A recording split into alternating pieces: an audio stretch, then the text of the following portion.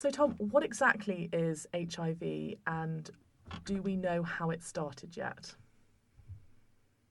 HIV is a virus that attacks the immune system, and that's how it gets its name, the Human Immunodeficiency Virus. And what it is a small virus that can be transmitted via a number of means. So it can be transmitted sexually. You can contract HIV at birth. It could be through sharing injectables or perhaps a blood transfusion. And it attacks the body's immune system, and if left unchecked, it can take it to a point where the body can no longer cope. Luckily, in 2018, there's a vast range of treatments for HIV that mean if you're diagnosed, you should be able to live a long and happy life just like anybody else.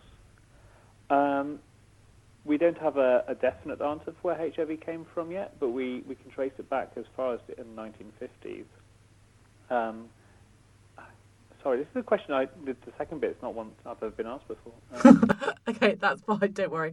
We can always leave that bit out if you're not so comfortable with answering that one. I mean, it's something obviously I've thought about, but it's not something I've ever been asked in an interview. Okay, if we can leave that one out. That's fine. Don't worry. Okay. So Tom, how does one become infected with HIV? What are the current sort of incidence and prevalence of HIV, both in the UK and globally? In the UK, we estimate there are approximately 110,000 people living with HIV. But there are around 10,000 of those that don't understand that they've got it at the moment. There are a number of 10,000 people that don't realise they're living with HIV. And that's because they've not been tested yet.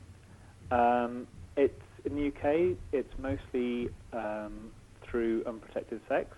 Around 90 to 95% of cases are through unprotected sex. But a number of people that make up the remaining 5% are still people who are born with HIV and people that have intravenous drug use. But globally, there are around 36 million people living with HIV. And the demographic for that changes wildly from country to country. So in sub-Saharan Africa, it's largely people who are born with HIV from HIV-positive parents, whilst in Eastern Europe and Russia, the picture changes to mostly heterosexual people with intravenous drug use. So it depends very much where you are in the world. In the UK, we're very lucky that of the 100,000 people that know their HIV status, almost all of them are in treatment, on care, receiving medication, and are undetectable, which means they can't pass HIV on to their sexual partners, which is incredible, moving only sort of 30 years on from when we first sort of discovered the HIV virus. And Tom, what treatments are available and how effective are these treatments? There are a wide range of treatments for HIV in 2018.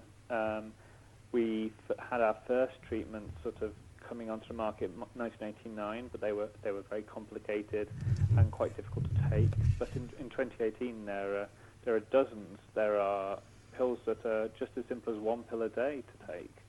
I myself take one pill once a day. It contains 3 separate drugs, and it keeps me happy and healthy and unable to pass HIV on to my partner.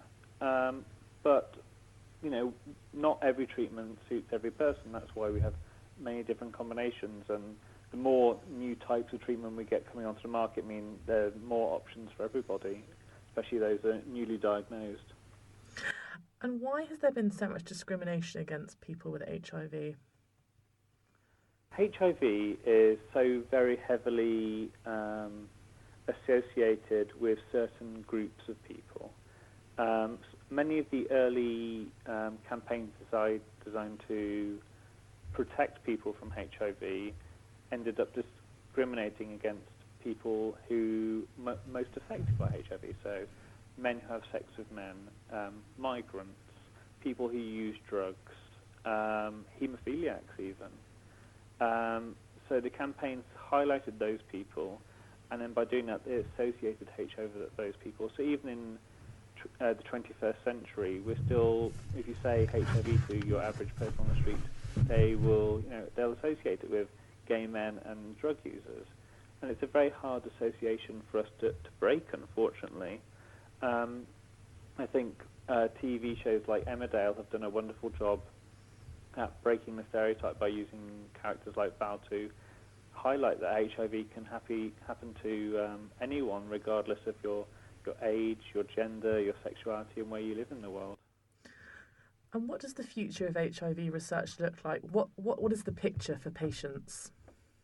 I think for patients, the most important thing going forward is better treatment. We can only hope that society will catch up and attitude will meet how far we've come medically. But for the future of treatment, I think we'd love to see things like pills we had to take less often, or pills with less side effects, perhaps, just to make our lives that little bit easier. And what would be one piece of advice you'd give to someone who's just been diagnosed with HIV?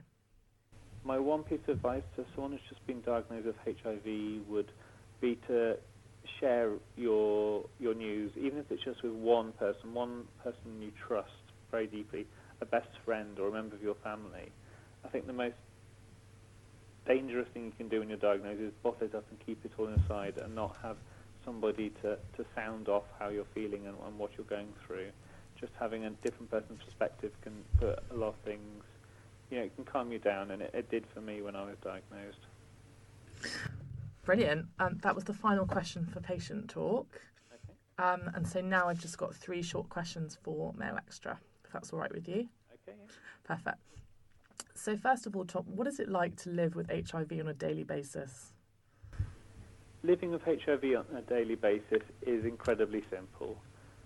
After the roller coaster that is being diagnosed and coming to terms with your status, it kind of goes into the background. I take one pill once a day with my dinner, and it keeps me happy, healthy, and undetectable, which means I can't pass HIV on to my partner.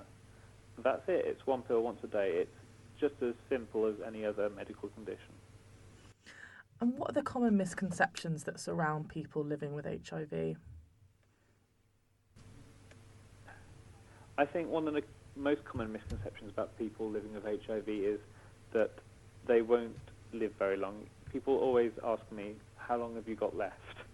And it's 2018. If you're diagnosed quickly and you're put on treatment early enough, you'll live just as long as anybody else.